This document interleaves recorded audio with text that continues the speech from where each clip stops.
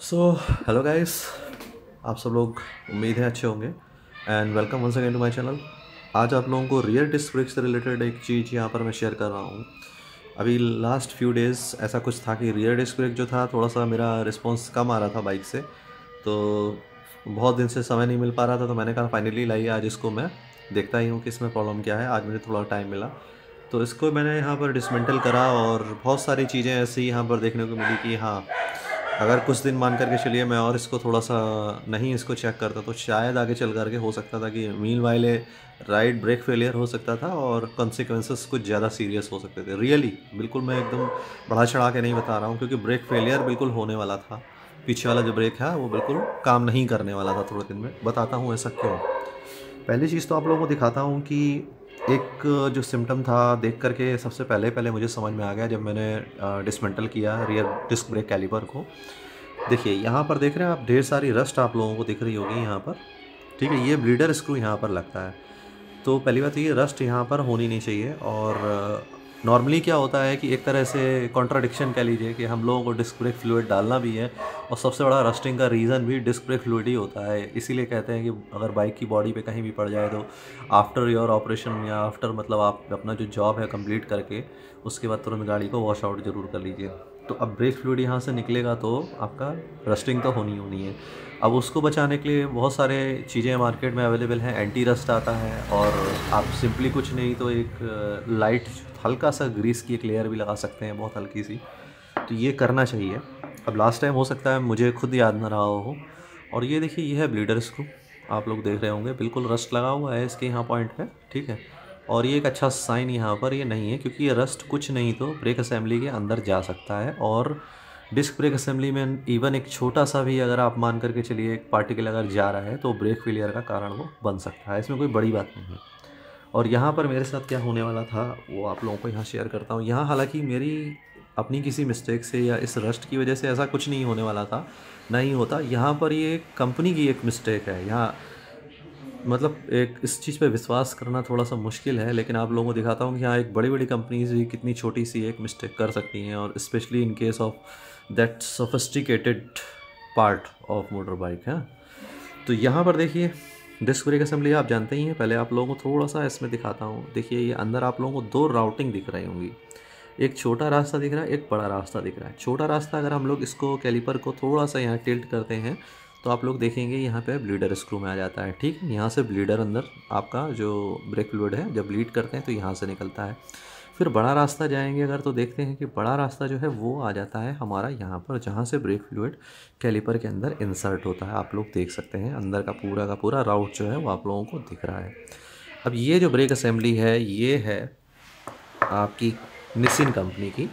ये देखिए, Nissin company आप लोग सभी लोग जानते हैं कि ऑलमोस्ट जितनी जापानीज़ मैन्युफैक्चरर हैं like Suzuki, Honda, Kawasaki, Yamaha, even non Japanese manufacturer भी हैं कुछ गाड़ियाँ, तो उनमें ऑलमोस्ट 70% जो बाइक्स चल रही हैं रियर डिस्क ब्रेक के साथ उसमें निशिन का ही कैलिपर असेंबली लगती है।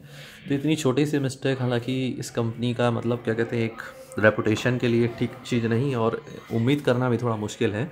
देखिए बहुत ही मतलब क्या कहते हैं मशीनिंग से लेकर के सब कुछ बहुत फाइन है अंदर, आप लोग देख रहे होंगे है ना, डिज़ाइनिंग से लेकर के सब कुछ। स्टिल क्या है, ये जो छोटा वाला रूट देख रहे हैं आप, इसमें जब मशीनिंग की गई थी यहाँ पर तो उसका एक छोटा सा पार्टिकल क्या हुआ, टूट करके मेरी असेंबली जो थी इसमें अंदर ही रह गया था। ये देखिए, आप लोगों को दिखाता हूँ। ये देखिए, ये एसी का पार्ट है दोस्तों, इतना मेरे ऊपर ट्रस्ट रखिएगा। ये एसी का पार्ट है। अब मैं देखिए डिसमेंटल करते टाइम वीडियो शूट नहीं कर रहा था तो ये तो नहीं दिखा सकता हूँ कि आप लोगों को नहीं दिखा सकता कि कहाँ से निकला है, बट बता ज़रूर सकता हूँ। पहले तो आप इसको गौर से देख लीजिए, मैं इसको सरफेस पर रख के आप लोगों को दिखाने की कोशिश करता हूँ। ये देखिए, ये छोटा सा मेटल पार्टिकल जो देख रहे हैं ये कहाँ से निकला है वो बताता हूँ आप लोगों को। जो छोटा वाला रूट आप देख रहे हैं जो आप लोगों को दिखाई पड़ रहा है जहाँ से ब्लीडर जो है हमारा निकलता है, ये वहाँ पर था।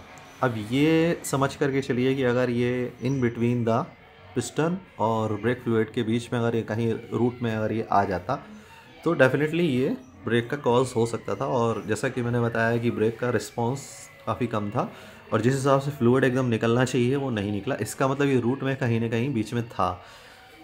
क्योंकि आपका अगर हम लोग जाते हैं लाइक जो ब्रेक होज़ हमारा आ रहा है इसमें प्रेशर पूरा बना हुआ था, इसको दबाने पर ये जो होज़ है अगर आपकी थोड़ी बहुत ऊपर नीचे मूव करती है हल्का सा, जिसे कहते हैं ऐंठना, तो अगर ऐसा होता है तो समझ लीजिए कि आपके ब्रेक सिस्टम में कहीं भी एयर नहीं है और बढ़िया काम कर रहा है।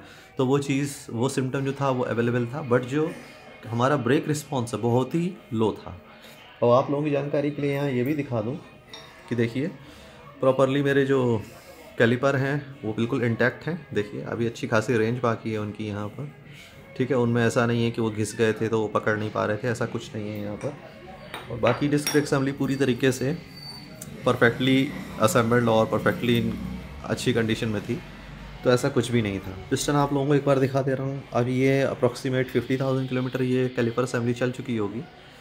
तो ये मेरी सेकंड कैलिपर असेंबली है दोस्तों, मतलब इससे पहले एक असेंबली जो है वो चेंज हो चुकी है, ये सेकंड है। तो अब देखिए इतना चलते चलते ये देखिए गंदगी यहाँ पर है, दिख रही होगी आपको। चाहे आप लोग जितना मतलब साफ़ कर लीजिए स्टिल यहाँ पर गंदगी है।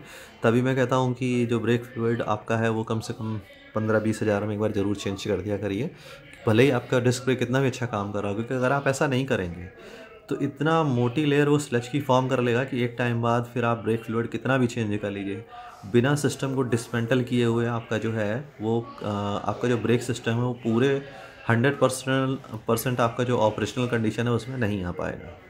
इसलिए ऑलवेज़ 15 से 20 हज़ार में फ्लूइड चेंज कर लीजिए। बहुत सिंपल स्टेप होता है, कोई बड़ी बात नहीं होती है।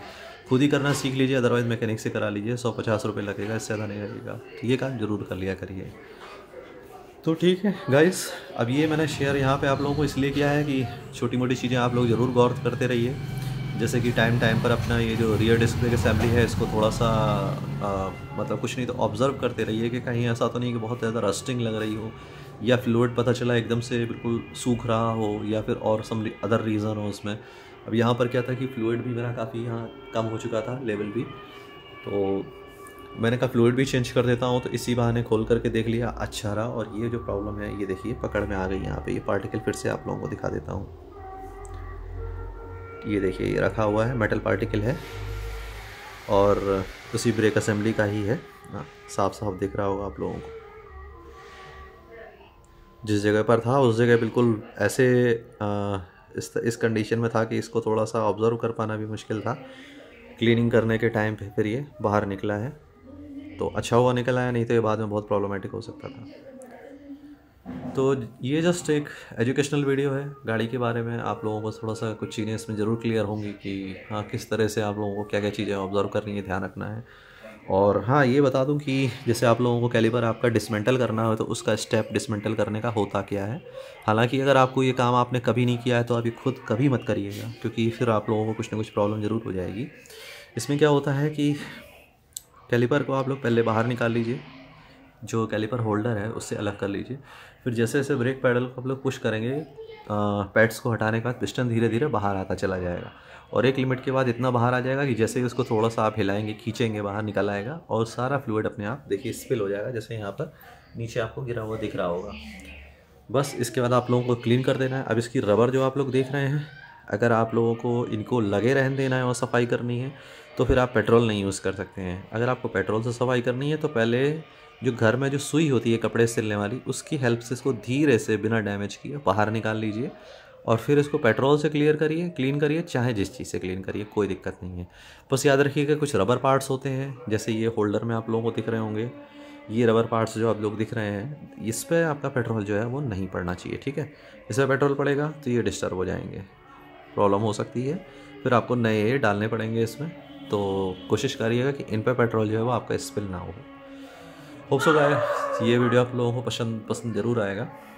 चलिए नेक्स्ट वीडियो में मिलते हैं। बहुत सारे वीडियो लाइन में है, लिस्ट में है, और सॉरी अबाउट दैट गाइस। जैसे आपका इरीडियम वाला वीडियो है वो अभी मैं बहुत दिन से अपलोड नहीं कर पा रहा हूँ, उसकी प्रिपरेशन मेरी पूरी है। तो जैसे ही अगर टाइम मिलता है तो मैं उसको ज़रूर अपलोड करूँगा। काफ़ी इन्फॉर्मेटिव आप लोगों के लिए वीडियो होगा निश्चित रूप से।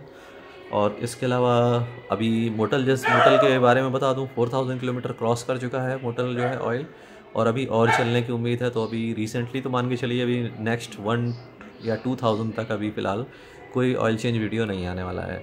नेक्स्ट ऑयल चेंज वीडियो के लिए तो मैं आप लोगों से एक कम्युनिटी पोस्ट में पूछूंगा ज़रूर कि आप लोग कौन सा देखना चाह रहे हो, तो उसमें आप लोग सजेस्ट करिएगा। Okay guys, see you, bye.